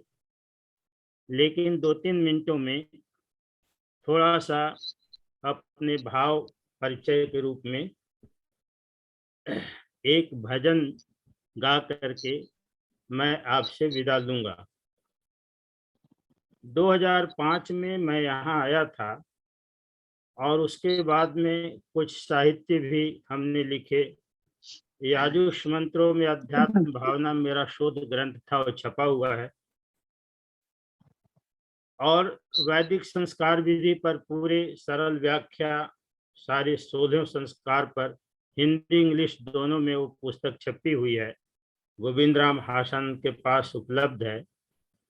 और अभी फिलहाल कोविड में हमने 2.5 साल के पूरा प्रयास से भारतीय स्वतंत्रता संग्राम में आर्य समाज का विशेष 80% योगदान, इस विषय पर 1855 से लेकर जो महर्षि दयानंद का पूर्णानंद जी के साथ संपर्क हुआ और उसके बाद काल प्रवाह हुआ, गोविंद रानाडे, गोपाल कृष्ण गोखले, महात्मा गांधी, स्वामी श्रद्धानंद, लाला लाजपत राय और सभी भगत सिंह, राम प्रसाद बिस्मिल, सुभाष चंद्र बोस, सारा सब का प्रकरण लेके 415 पृष्ठ का एक पुस्तक जो अभी छपी है, जो गोविंद राम हासानंद के पास है और सभी मेंबर ऑफ पार्लियामेंट भारत के सबको देने की योजना बनी हुई है। और इसमें श्याम जी कृष्ण वर्मा की अस्थियां आज के यशस्वी प्रधानमंत्री नरेंद्र मोदी ने मंगवाई थी जिनोवा से, वो सारा प्रकरण भी उसमें उपस्थित है। तो उम्मीद है कि आर्य समाज के इस कार्य को इस पुस्तक के माध्यम से आज की सरकार कुछ मान्यता दे, इसके लिए प्रयास जारी है। तो आइए मैं 2-3 मिनटों में अपना परिचय इस भजन के द्वारा देता हुआ फिर मैं विदा लेता हूँ। ये फोन आ रहा है मेरे मित्र का, तो मैं जो है फिर आपसे मिलूंगा, इत्मीनान से आपसे मिलूंगा। विजय, मैं 2 मिनट में आ रहा हूँ।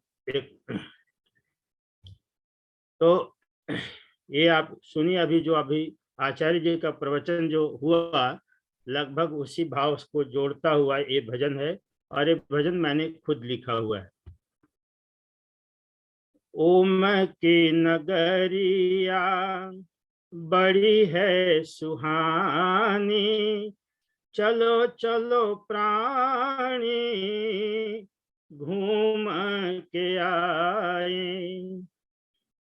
ओम की नगरिया बड़ी है सुहानी, चलो चलो प्राणी घूम के आए।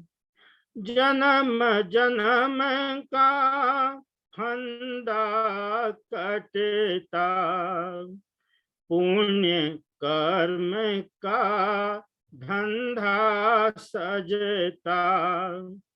श्रेष्ठ कर्म धर्म कुछ करे लो, चलो चलो प्राणी घूम के आए। ओम की नगरिया बड़ी है सुहानी, चलो चलो प्राणी घूम के आए। ओम नाम में 3 ही अक्षर, औ म का नाद बजाया। अनहद नाद ब्रह्मांड में गूंजे, चलो चलो प्राणी घूम के आए। ओम की नगरिया बड़ी है सुहानी, चलो चलो प्राणी घूम के आए। सर्वलोक इसमें है समाया, वाग पवन उपवन चितलाया। चांद सूरज का दीप जलाया, चलो चलो प्राणी घूम के आए। ओम की नगरिया बड़ी है सुहानी, चलो चलो प्राणी घूम के आए। और अंतिम, कोई जगह नहीं उससे है खाली, कण कण में वो रमा हुआ है। उमेश संग तुम भी आरम जाओ, चलो चलो प्राणी घूम के आए। ओम की नगरिया बड़ी है सुहानी, चलो चलो प्राणी घूम के आए। तो इन्हीं शब्दों के साथ मैं बहुत बहुत तुरंत ही आभार निकलने डॉक्टर, वाला हूँ। बहुत बहुत आभार आपका डॉक्टर धन्यवाद अमृत आपको। यादव जी लंदन से। और मैं निवेदन करूंगा सुरेश चिल्लर जी और हमारी धन्यवाद धन्यवाद, डॉक्टर थैंक यू। विनीता एक अवस्थी। मिनट है ना, मेरा ये निवेदन था कि आपका तो बहुत बहुत धन्यवाद भ्राता, जो 2 दिन चलेगा, वैसे यहाँ रोज किसी न किसी विद्वान का प्रवचन ये लोग करवाते हैं, तो आप अपना स्नेह बना के रखिएगा भारत के प्रति। आपका धन्यवाद, आपको जाना है और अभी भी जुड़े हो तो अच्छी बात है। बहन विनीता अवस्थी जी, आप वैदिक धर्म और आर्य समाज से अभी अभी थोड़ी सी परिचित हुई हैं और यहाँ पर दर्शन विभाग की एचओडी हैं मध्य प्रदेश के होशंगाबाद नगर में। तो वो मेरे बड़े आग्रह पर कल भी जुड़ी थी और उनको वैदिक धर्म आचार्य ओम प्रकाश जी भी हैं, उनका भी स्नेह मिलना। एक डॉक्टर विश्वामित्र जी अलीगढ़ से जुड़े हैं, जो मेरे बड़े अच्छे यजमान हैं। इनका हॉस्पिटल का मैंने कभी उद्घाटन किया था और ये बीजेपी के भी काफी बड़े नेता रहे हैं वहां पर और अभी भी हैं नेता, तो उनका भी यहाँ पर स्नेह प्राप्त करेंगे। अभी मैं बहन डॉक्टर विनीता अवस्थी जी से आग्रह करता हूँ कि वे थोड़ी सा अपना 2-3 मिनट में, आप तो दर्शन की स्वयं इतनी बड़ी ज्ञाता हैं, फिर भी कुछ बात हम सबके बीच में रखिएगा। डॉक्टर बहुत विनीता बहुत अवस्थी। हाँ, बहुत बहुत धन्यवाद मेरे छोटे भाई अनंत पुरुषार्थी जी। और वीडियो बंद है बहन जी आपका, वीडियो बंद है आपका, आयोजन, वीडियो खोलिए। अच्छा ओके, एक मिनट। वीडियो ऑन करने से कई बार बहुत जल्दी चार्जिंग खत्म होती है, लेकिन मैं करती हूँ। हमारे ईस आर जी पतंजलि राज्य प्रभारी भारत वायुमान हरियाणा, जो बहुत अच्छा हेलो। कार्य कर रहे हैं जी। मुनि अल्पता जी तैयार रहेंगी जी। डॉक्टर विनीता अवस्थी जी आइए जी। मेरा यही कहना है यहाँ पे कि अभी जिस तरीके से पुरुषार्थी जी ने हमें परमपिता परमेश्वर के बारे में समस्त बातें बताई और बहुत ही सारगर्भित रूप में उन्होंने हमें यह समझाने का प्रयास किया कि सर्वे भवन्तु सुखिनः, सर्वे सन्तु निरामया, सर्वे भद्राणि पश्यन्तु मा कश्चित् दुर्भाग् भवेत्। अगर हम इस भाव को लेते हैं तो सर्वे भवन्तु सुखिनः केवल उस परम पिता के आशीर्वाद से ही संभव है, अन्यथा तो गीता का जैसे एक श्लोक और है, सुख दुख के समय कृत्वा लाभा लाभो जया जयो, ये हमारी समस्त इंद्रियों को नियंत्रित करने के लिए बोला गया है, लेकिन ऐसा वास्तव में संसार में नहीं होता है। और जब इस तरीके के भाव नहीं हो पाते हैं, यह ऋषि मुनि या बहुत ही तपस्वी लोग जो हैं वह अपनी इंद्रियों के ऊपर नियंत्रण कर पाते।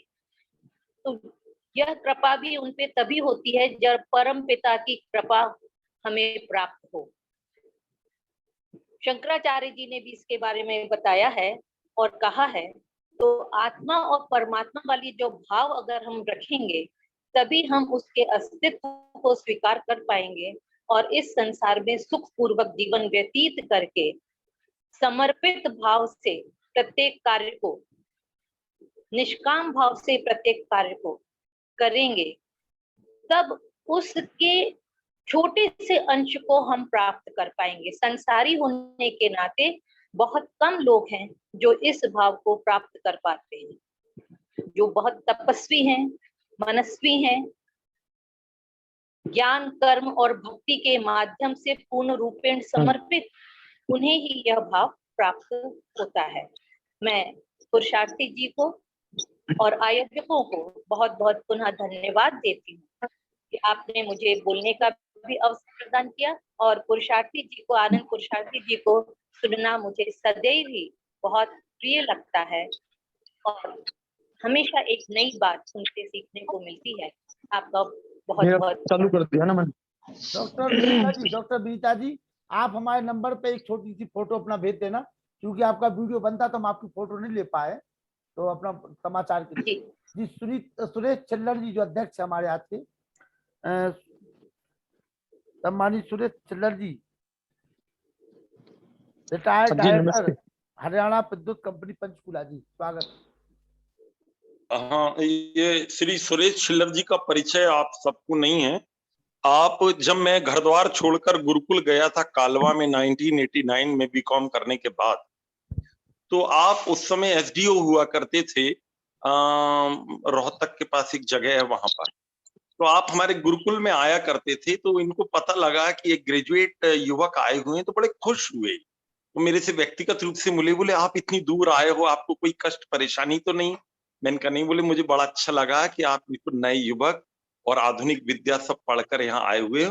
और तब से फिर प्रेम बना रहा। स्वामी रामदेव जी तब वहीं पढ़ा करते थे, परिस्थितियां बदली और आप बाद में चीफ इंजीनियर हुए और स्वामी रामदेव जी ने आपको अपनी संस्था में बुला लिया और काफी दिनों तक आप पतंजलि में एक उच्च पद पर रहकर आपने सेवा की। बाद में फिर से आप यहाँ पर हरियाणा बिजली कंपनी में आ गए और वहां पर आप डायरेक्टर बने बाद में चल के। अब आप सेवानिवृत्त हो गए हैं पंचकूला में। अभी बीच में मेरा जब प्रवचन था चंडीगढ़ में, तो आप अपनी धर्मपत्नी को लेकर आए हुए थे। आपका जो बेटा है वो अभी स्वामी रामदेव जी के चरणों में उन्हीं के आदेश पर उनके काम को करता है।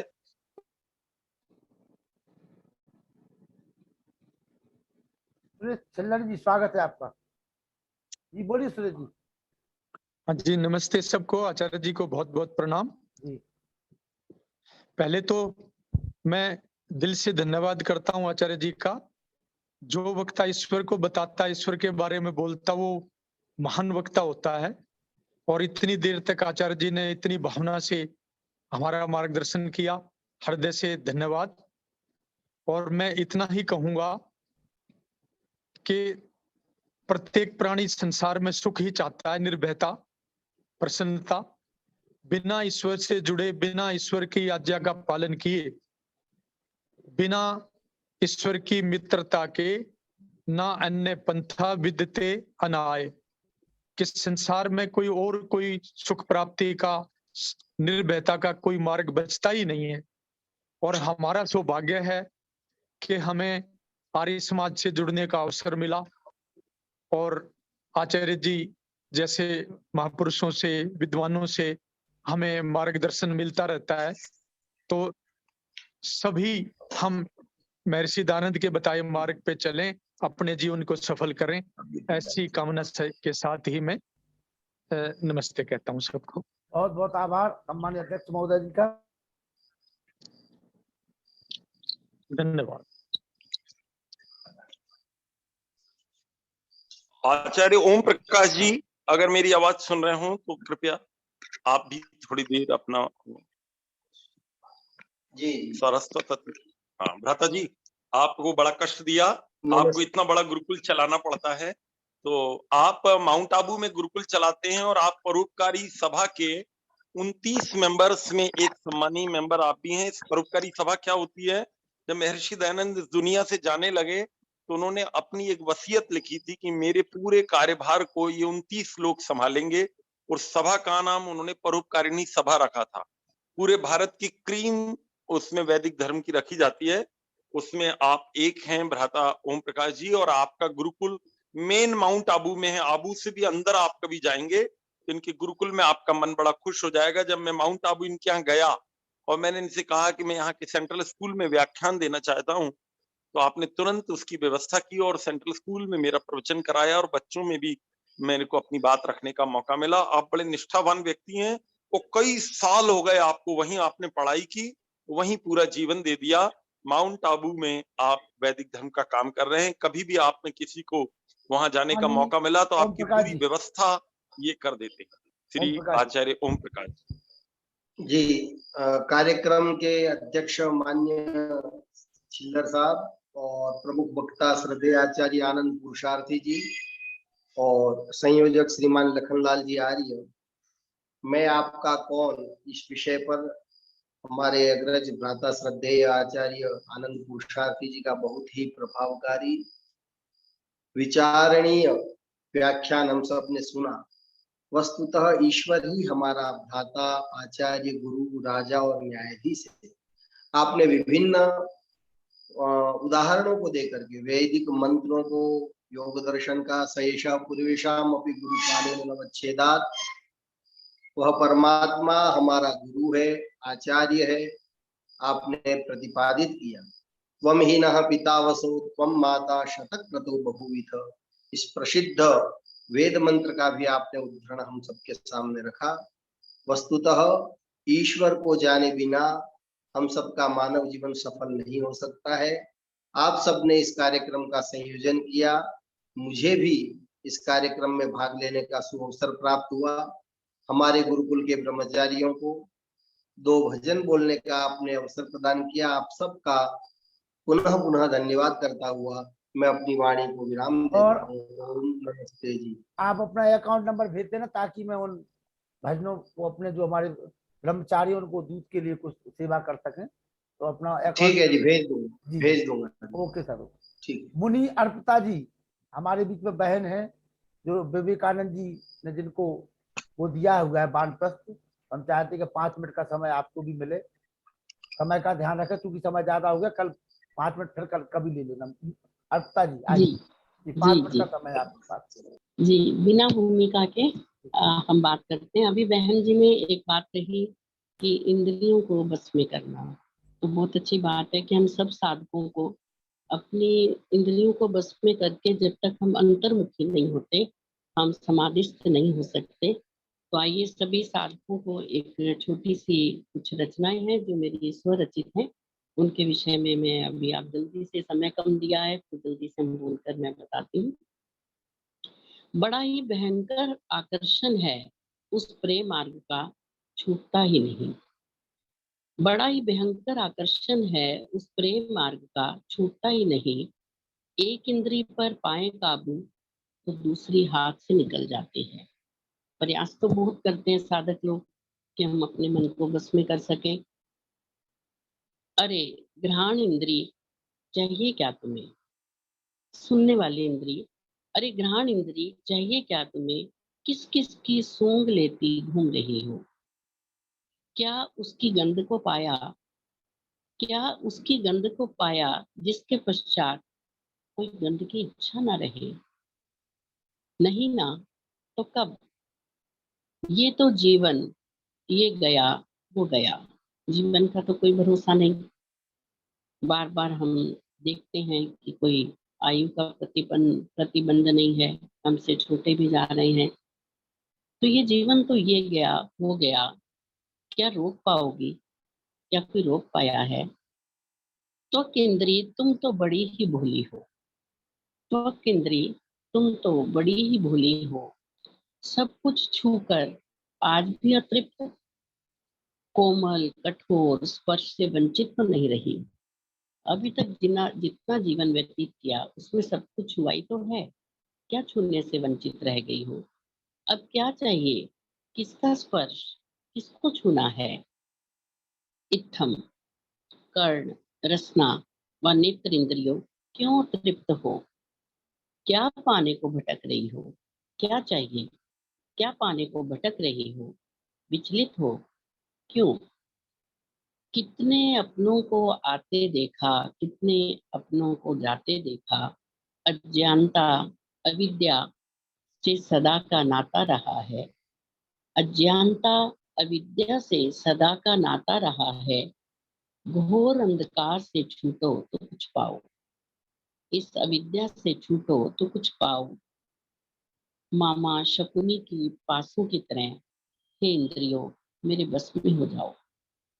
मामा शकुनी के पासों की तरह हे इंद्रियों मेरे बस में हो जाओ।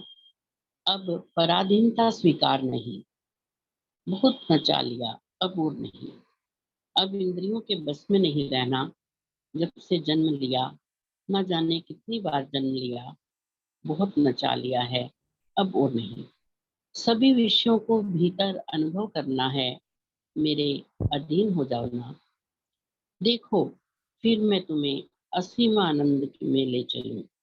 देखो हे इंद्रियों तुम मेरे अधीन हो जाओ, फिर मैं तुम्हें असीम आनंद में ले चलूं। उसकी गंध, उसका स्पर्श, उसकी गंध, उसका स्पर्श, उसका रस, उसके दर्शन, उसकी ही अनुभूति। उसका रस, उसके दर्शन व उसकी ही अनुभूति कब, ये कब होगा? हे प्रभु, जीवात्मा ये सब पाने की इच्छुक है। हे प्रभु, जीवात्मा ये सब पाने की इच्छुक है। कृपालु, कृपा करो ना, दया करो ना। कृपालु, कृपा करो ना, दया करो ना, मार्ग दिखाओ ना, भटकने से बचाओ ना। मार्ग दिखाओ ना, भटकने से बचाओ ना। अज्ञान दूर करो ना, आवागमन छुड़ाओ ना। भर दो उस भरपूर ज्ञान से, ज्ञान दाता हो तुम। ईश्वर से प्रार्थना है कि प्रभु ऐसा ज्ञान दो, ऐसी बुद्धि दो, वितंबरा बुद्धि दो, प्रज्ञा बुद्धि दो, जिससे ज्ञान प्राप्त करके हम आपके मार्ग पर चल सके, उस मोक्ष को प्राप्त कर सके। भर दो उस भरपूर ज्ञान से, ज्ञान दाता हो तुम। ना रहूं पल भर भी दूर, सुख प्रदाता हो तुम। यह अकिंचन का किंचन ज्ञान स्वीकार करो। यह अकिंचन का किंचन ज्ञान स्वीकार करो। बस हम हैं दास तुम्हारे, दाता हो तुम। बस हम हैं दास तुम्हारे, दाता हो तुम। ओ धन्यवाद लखन भाई जी बहुत और बहुत सभी साथियों को। स्वागत है और आगे भी जुड़ी रहिए। मुनि अर्पिता जी आपको सुनते रहेंगे। बहुत बहुत आभार, स्वागत है इस पटल पर आपका। मैं निवेदन करूंगा प्रकाश चंद्र सोनी जी जो रिटायर्ड चीफ इंजीनियर हैं इंदौर जबलपुर से, और आप आए प्रकाश चंद्र सोनी जी। जी जी नमस्ते जी। नमस्ते जी, वीडियो खोल लीजिए अपना। जी हाँ जी। स्वागत है, आइए। हेलो। हाँ स्वागत है, आवाज आ रही, बोलिए। हाँ, जी धन्यवाद जी। आनंद पुरुषार्थी जी से मेरा काफी पुराना संबंध है। मेरी सबसे पहले मुलाकात जो है रतलाम में हुई थी लगभग 20 वर्ष पहले। हमारे यहाँ प्रतिवर्ष जो है जन्माष्टमी पे यज्ञ होता है, तो आचार्य जी भी उस जन्माष्टमी के कार्यक्रम में रतलाम पधारे थे और मैं जबलपुर में पोस्टेड था, तो मैं भी रतलाम में गया। एक वाकया मैं छोटा सा पुरुषार्थी जी के बारे में बताना चाहूंगा। तो जब मैं वहां पहुंचा तो पुरुषार्थी जी जो है सभी को संकल्प दिलवाते थे कि जो है प्रतिदिवस यज्ञ करोगे। तो मुझे मेरे भैया ने बोला कि अरे वो पुरुषार्थी जी आए हुए और वो संकल्प दिलवाते, तो मुझे लगा कि जब तक मेरे मन में भावना नहीं आएगी ये यज्ञ प्रतिदिन करने की, मैं कैसे मान सकता हूँ। मेरी उस संबंध में उनसे थोड़ा विचार विमर्श भी हुआ। उन्होंने एक बात मुझे कही कि कब तक आप, मैं 40 वर्षों से मतलब बचपन से ही आर्य समाज परिवार से हूँ, तो मुझे उन्होंने एक बात कही कि अरे कब तक आप KG1 में रहोगे, आगे क्यों नहीं बढ़ते हैं। और तो मुझे उनकी वो बात बड़ी अच्छी लगी और तब से मैं अनावरत रूप से यज्ञ वगैरह प्रतिदिन घर में करता हूँ। कहीं बाहर जाते तो बात अलग है, अदरवाइज नियमित रूप से करता हूँ। तो उनका जो है वो कार्यशैली जो है समझाना, जो आप वक्ता के रूप में तो आप सभी ने सुना है, पर उनका साथ में जो बैकग्राउंड में जो लोगों को मोटिवेट करना है वो बहुत ही अच्छा है। और मैं उसके लिए जो है ताउम्र आदरणीय आनंद पुरुषार्थी जी का कृतज्ञ रहूंगा।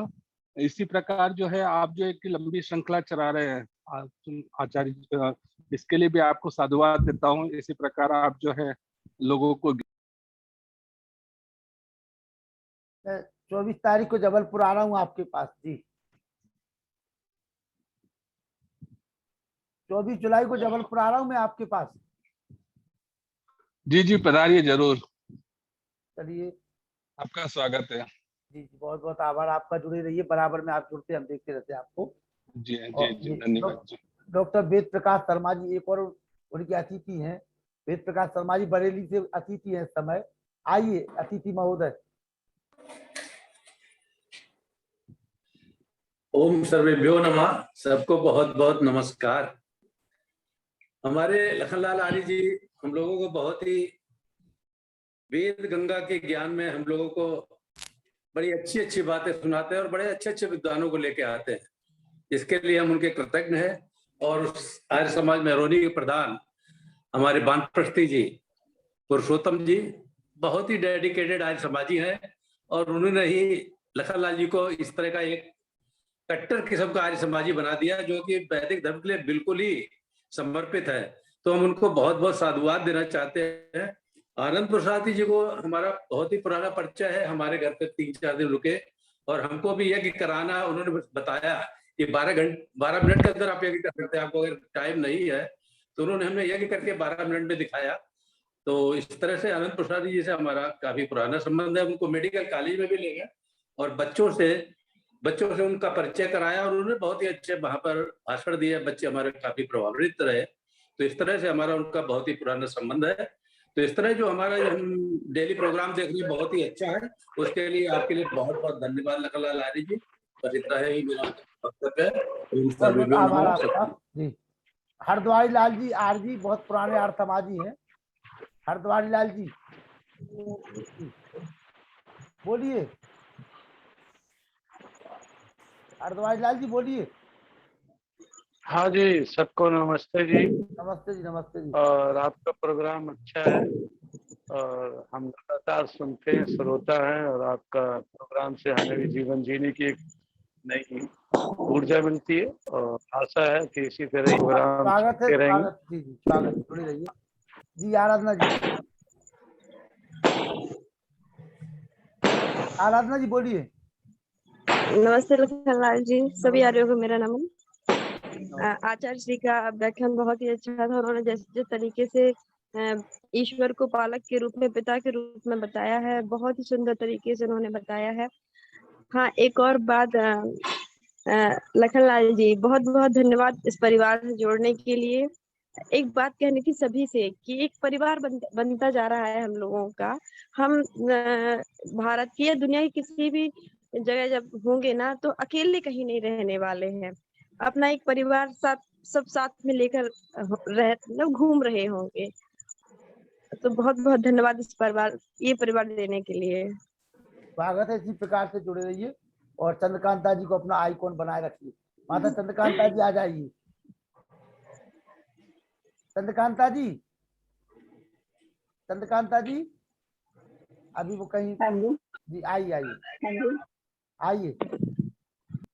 हाँ जी।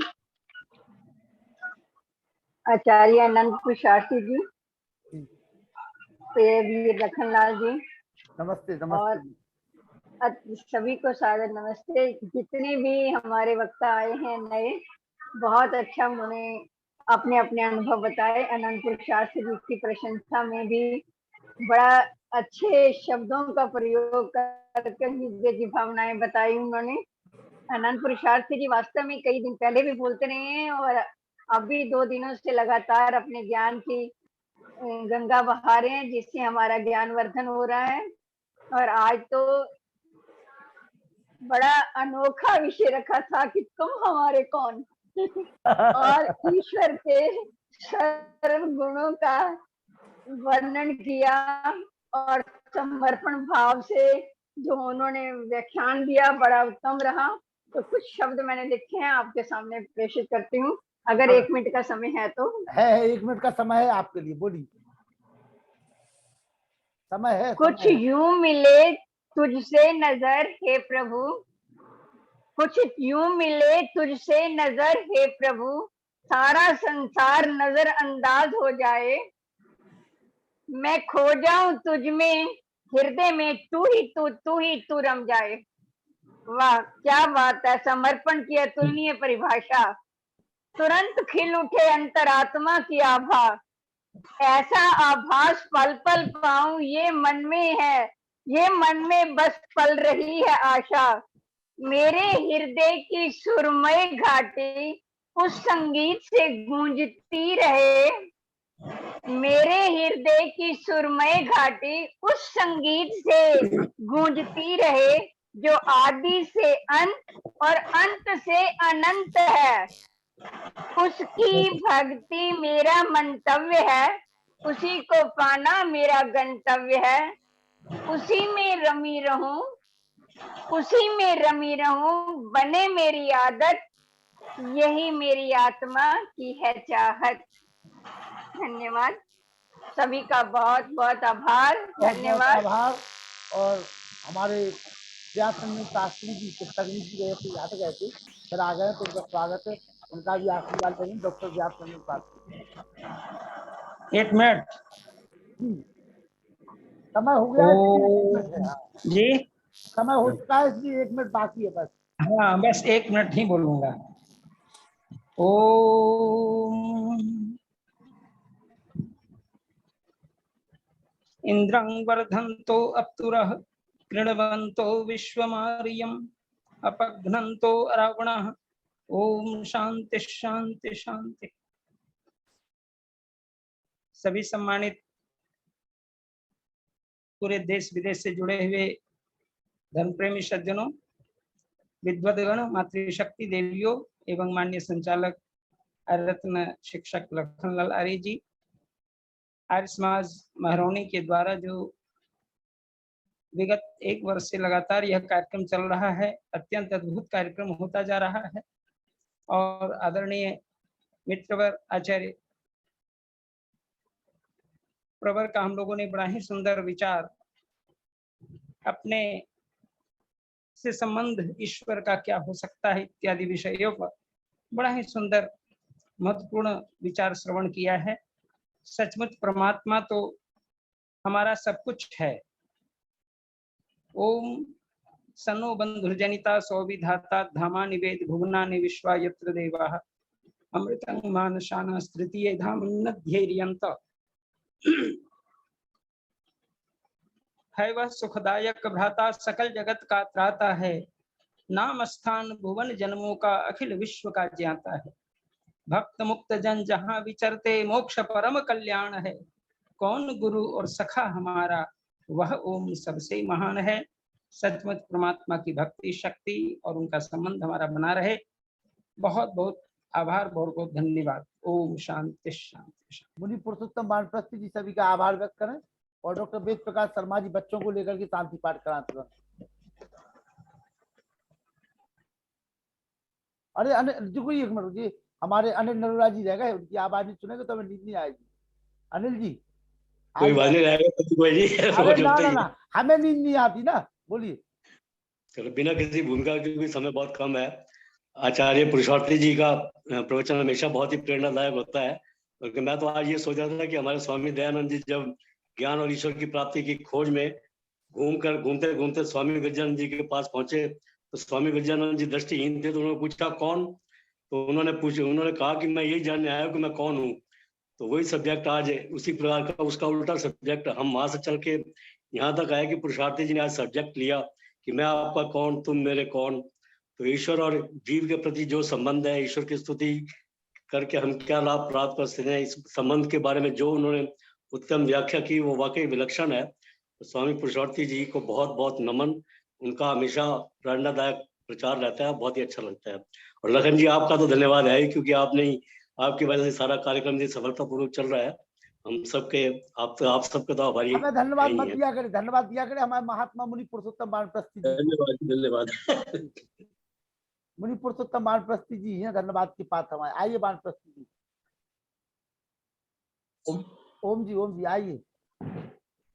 चलिए आज का व्याख्यान हमारे आचार्य सम्मानीय आनंद पुरुषार्थी जी, अभी हमें आशीर्वाद मिल रहा था डॉक्टर व्यासानंद शास्त्री जी का, रूबला जी और वेद प्रकाश शर्मा जी, माता कांता जी, सभी के लिए साधुवाद सादर नमस्ते करते हुए सभी श्रोतबंद मातृशक्ति के लिए पुनः सादर नमस्ते, साधुवाद, आभार आपका।